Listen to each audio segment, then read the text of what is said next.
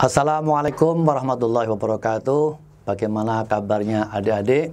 Semoga selalu dalam keadaan sehat walafiat. Amin ya rabbal alamin. Berjumpa dengan saya Mas Jack di Geol Channel.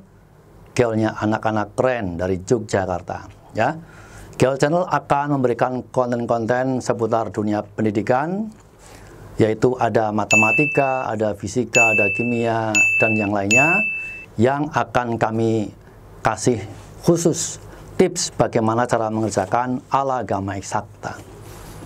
Adik-adik belum tahu ya, bahwa gamma eksakta melalui channel Geol, yaitu mempunyai rumus yang handal, namanya rumus cerdik, cepat, ringkas, dan metodik.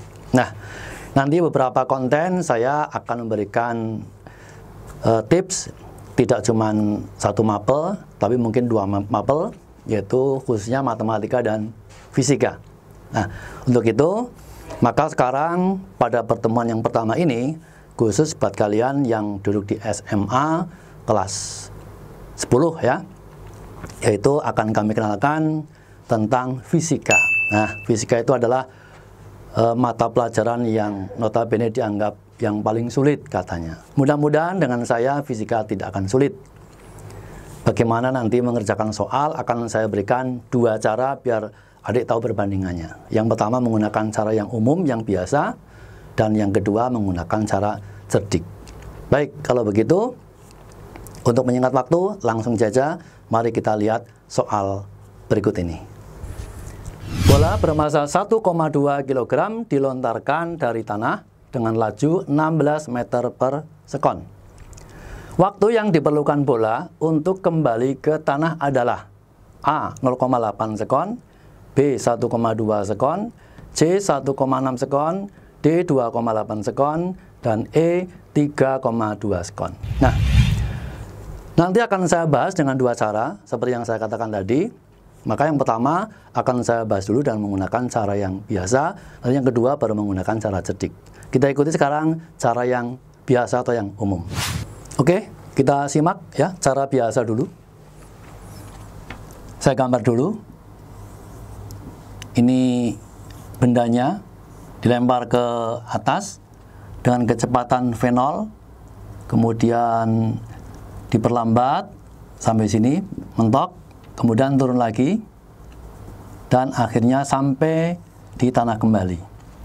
Nah, rumus yang dipakai adik-adik itu rumus GLBB ya, GLBB untuk versi gerak vertikal. Rumusnya adalah H itu ketinggian sama dengan V0T. Nah, hati-hati di sini.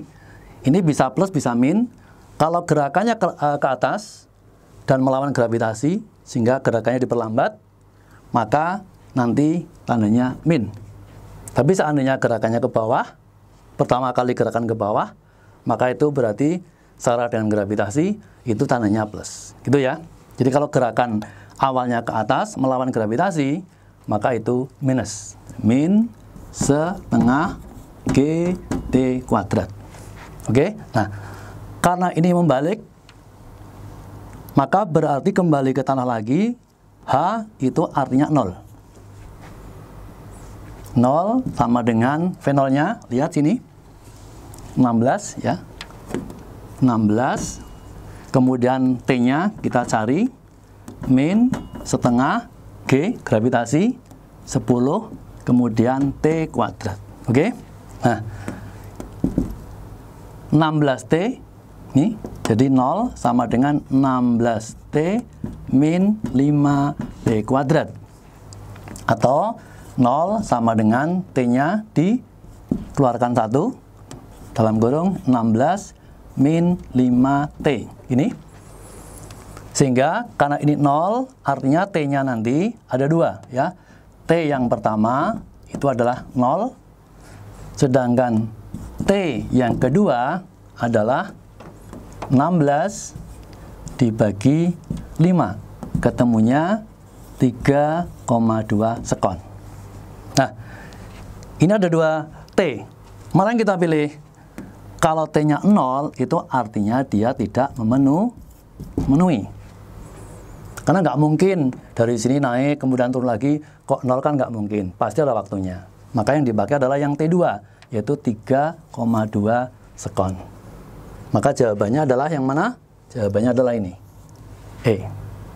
Oke ya, itu kalau menggunakan cara biasa harus runtut.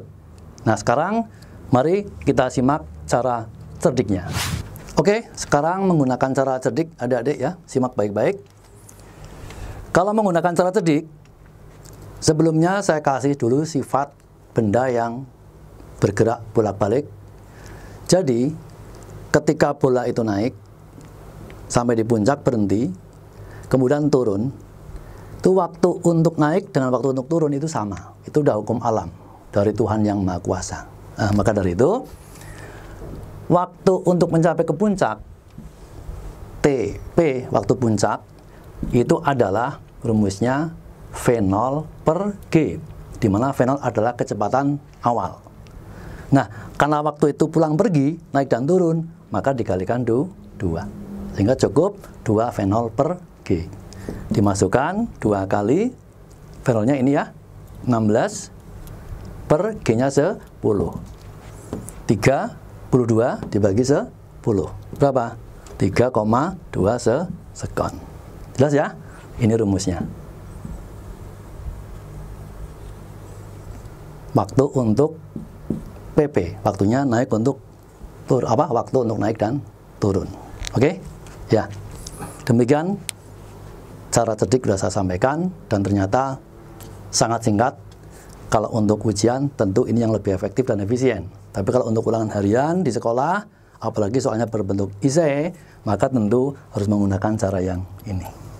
Oke? Nah, mungkin itu pertemuan kita kali ini. Nanti akan disambung lagi pada video yang berikutnya. Jangan lupa yang sudah menyimak, like and share sebanyak-banyaknya. Dan bagi yang bergabung pertama dengan Geol Channel, silakan tekan tombol subscribe-nya. Sampai jumpa dengan Mas Zek di berikutnya. Salam sehat, salam sukses. Wassalamualaikum warahmatullahi wabarakatuh.